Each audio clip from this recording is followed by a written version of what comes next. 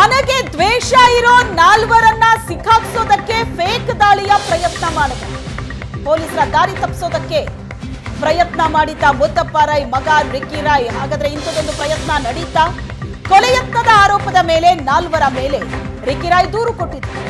ಕೆಲಸದವರು, gun man, ಸೆಕ್ಯೂರಿಟಿಗಳನ್ನ ವಿಚಾರಣೆ ಮಾಡ್ತಾರೆ ಪೊಲೀಸರು.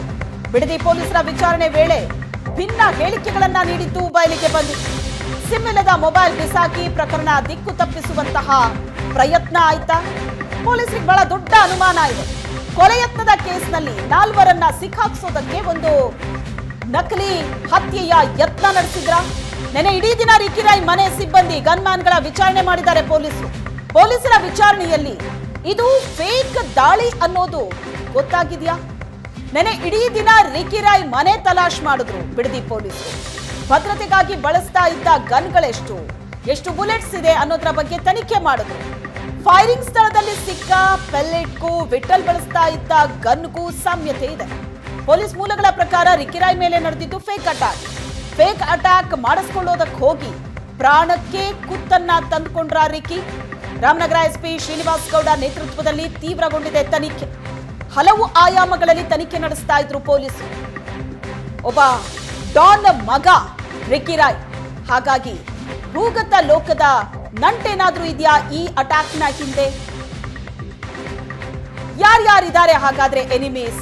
ಎಲ್ಲ ಆಂಗಲ್ಗಳಲ್ಲೂ ಪೊಲೀಸರು ತನಿಖೆ ನಡೆಸ್ತಾ ಇದ್ರು. ಆದ್ರೆ ಈಗ ಪೊಲೀಸರಿಗೆ ಹೊಸದೊಂದು ಆಯಾಮ ಸಿಕ್ಕಿದೆ. ಆ ಪ್ರಶ್ನೆಗಳಿಗೆ ಪೊಲೀಸರು ಉತ್ತರ ಕಂಡುಕೋಬೇಕಾಗಿದೆ. ಡಾನ್ ಮುದ್ದಪ್ಪ ರಾಯ್ ಮಗ ರಿಕ್ಕಿ ರಾಯ್ ಮೇಲೆ ನಡೆದಂತ ಗುಂಡಿನ ದಾಳಿ ಪ್ರಕರಣ, ಒಬ್ಬ ಸಂಶಯಾಸ್ಪದ ವ್ಯಕ್ತಿಯನ್ನ ವಶಕ್ಕೆ ಪಡೆದಿದ್ದೀವಿ ಅಂತ ಎಸ್ಪಿ ಹೇಳಿದ್ದಾರೆ. ವಿಠಲ್ ವಶಕ್ಕೆ ಪಡೆದ ಬಗ್ಗೆ ರಾಮನಗರ ಎಸ್ಪಿ ಶ್ರೀನಿವಾಸ್ ಗೌಡ ಹೇಳಿಕೆ ನೀಡಿದ್ದಾರೆ. ಸತತ 3 ದಿನಗಳಿಂದ ನಾವು ವಿಚಾರಣೆ ಮಾಡ್ತಾ ಇದ್ದೀವಿ. ಒಬ್ಬ ಸಂಶಯಾಸ್ಪದ ವ್ಯಕ್ತಿಯನ್ನ ವಿಚಾರಣೆ ಮಾಡ್ತಾ ಇದ್ದೀವಿ. ದೂರುದಾರ 4 ಮೇಲೆ ದೂರು ನೀಡಿದ್ದಾರೆ. ಅವರ ಜೊತೆ ಮಾತಾಡಿದ್ದೀವಿ. ಗನ್ಮ್ಯಾನ್ಗಳನ್ನು ಕೂಡ ವಶಕ್ಕೆ ಪಡೆದಿದ್ದೀವಿ ಅಂತ ರಾಮನಗರ ಎಸ್ಪಿ ಸ್ಟೇಟ್ಮೆಂಟ್ ಕೊಟ್ಟಿದ್ದಾರೆ. ಗನ್ಮ್ಯಾನ್ ವಿಠಲ್ ಆಸ್ಪತ್ರೆಯಲ್ಲಿದ್ದಾರೆ, ಅವರನ್ನು ವಿಚಾರಣೆ ಮಾಡ್ತೀವಿ.